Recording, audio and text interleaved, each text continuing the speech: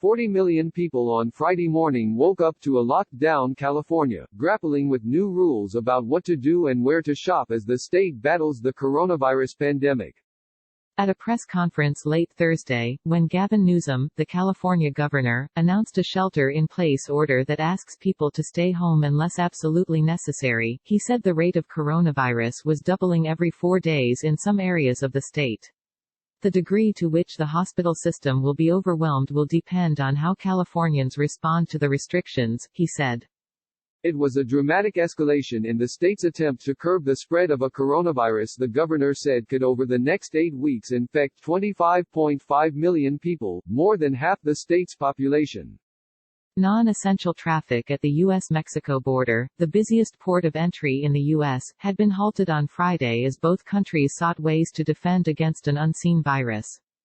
A few minutes north in Chula Vista, where a city councilman has been hospitalized after he was infected with coronavirus, police used drones rigged to loudspeakers to enforce the lockdown. Los Angeles was a shadow of its ordinary self. Famously gridlocked freeways stood virtually empty, prompting bored-at-home Angelenos to open Google Maps just to marvel at the rare green sight of uniformly traffic-free roads in the middle of the day.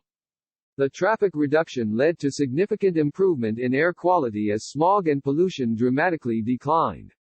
Across LA County this week, the air was consistently ranked as good quality, instead of at levels officials deem unhealthy for many, which frequently dominate the region in normal times.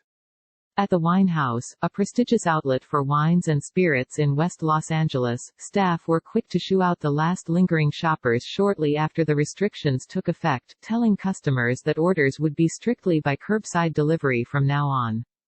They say we're not an essential service, an Italian wine specialist, Lance Montalto, said as a colleague hastened to lock the doors. In a crisis like this, I think we should be. Their economic worries matched that of the city's small army of waiters, bartenders and restaurant hosts who were laid off a few days ago. Many of those restaurant workers are also aspiring actors, but auditions and shoots are off the agenda as the TV and film industry screeched to a stop. One of LA's most prominent chefs, Nancy Silverton, announced that she was turning one of her restaurants on Melrose Avenue into a relief center for laid-off restaurant workers that would provide 300 high-quality meals every night for the next 2 weeks, paid for by the whiskey company Maker's Mark, along with a variety of household essentials. Up north in Sacramento, the first day of shelter-in-place felt like a weekend come early. The clangs of the passing trolleys and beeps of the pedestrian walk signals echoed in the downtown areas near empty streets. The typical steady flow of pedestrians had slowed to a trickle, with few still pacing the sidewalks with dogs and grocery bags. Parking, a precious commodity in California, was plentiful, with lines of meters blinking blankly next to swaths of spaces.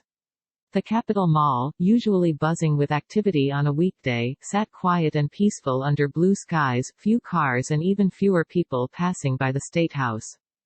Downtown Sacramento businesses generally heeded the governor's advisories early on, with bars and brewpubs closing down earlier in the week. On Friday, some restaurants with their chairs stacked on top of their tables were open for takeout and delivery only. Some bars were completely dark, with gates pulled down and shuttered. Downtown is kind of a ghost town, said Shane Nicolette, 27, a barista at Temple Coffee Roasters. Over the last week, it's been a progression of state workers and people who work downtown, figuring out how they can work from home. Now it's kind of integrated into everything over here. On a typical weekday, Nicolette would serve up to 500 people. On Friday, he served 50. It's been a struggle for everyone, he said. We've had to cut hours back, way back. And when you work for tips, it's a huge impact going from a line out the door to one person every 10 minutes. Other businesses downtown have already started letting their workers go. The manager on duty at Rodney's Cigar and Liquor Store, who asked to be identified only as Bob, said he learned right after the governor issued his shelter-in-place order that he lost his other job working as a parking attendant at the downtown Marriott and Hyatt hotels. It's been rough, really rough, he said. I got to find someplace else, someplace unaffected. We're all looking for someplace unaffected. The lack of business as usual downtown made the presence of Sacramento's homeless population stand out in sharp contrast. None of the unhoused individuals approached by a reporter said they had heard from the city, county or state about coronavirus, or about washing their hands, nor had they received any hand sanitizer. I just know what I've been hearing from the past week out on the street from other people, said Thomas Mitchell, 44. I didn't even know the coronavirus was here until it was already here. Mitchell has already suffered a stroke and a seizure while out on the streets, as well as the stomach flu. He's not worried about getting coronavirus. I've been out here 8 years, he said. I've already been sick, so be it. But while the rest of the state comes to terms with the new restrictions, life seemed to be slowly taking on a new, if altered, sense of normalcy in the Bay Area, where a shelter-in-place order took effect on Tuesday. Mid-morning, 2 medical students at the University of California, San Francisco stationed themselves at a typically busy corner of the city's Mission District, soliciting N95 masks. They made sure to stand 6 feet apart, a distance enforced by a tape measure they'd extended. Behind them, dog walkers and parents with children enjoying a warm spring morning dotted the usually crowded Dolores Park.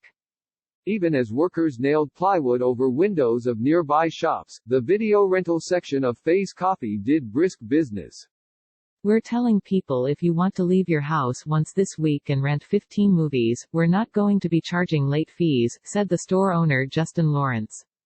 Life had re-emerged, too, on the trails and sidewalks lining Oakland's iconic Lake Merritt. Sidewalks filled only with radio silence on Monday night had been reanimated by Friday morning, as bikers and joggers awkwardly navigated a 10ft sidewalk while trying to observe social distancing norms. Nearby, Amber Fina, 30, was organizing clothes in the tent where she sleeps.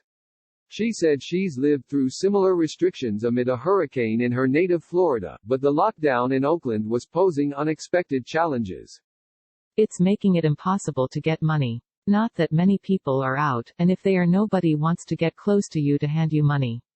I need to eat, Fina said.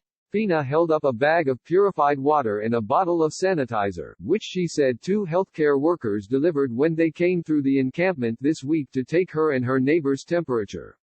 Police have been kind, she said, coming around to ask if she needed services. They haven't chased anybody off the encampment, she said, not even when the guys 3 tents down set a fire near their tent earlier this week. 2 construction workers near a playground smoked as they took a break from a project underway. One of the workers, Greg Stevens, said he was happy for the work. I'm more worried about everyone losing their minds and panic buying everything, Stevens said. Did you see the crowds at gun stores? I'm an avid shooter, but come on. To me, that's the dangerous part. People losing all reason. Kendall Shotwell looked on as her 2-year-old son Ryder, wearing a hat that said Little Dreamer, ran in circles in a nearby playground and hopped on the scooter he'd commandeered from another child.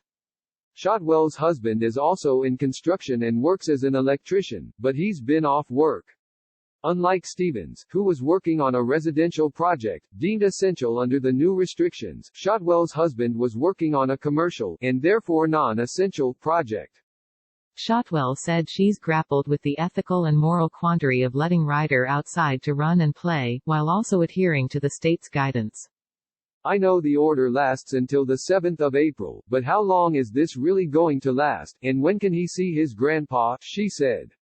That's my biggest question, along with how much people can really take and where the breaking point is. In the meantime, Shotwell said she's trying to live by her grandma's advice to make lemons into lemonade and enjoy the great indoors. Later in the day, Ryder has a playdate scheduled. He's going to FaceTime with his pals from preschool. Mario Caron reported from Oakland, Vivian Ho from Sacramento, Peter Lawrence Kane from San Francisco, and Andrew Gumbel and Sam Levin from Los Angeles.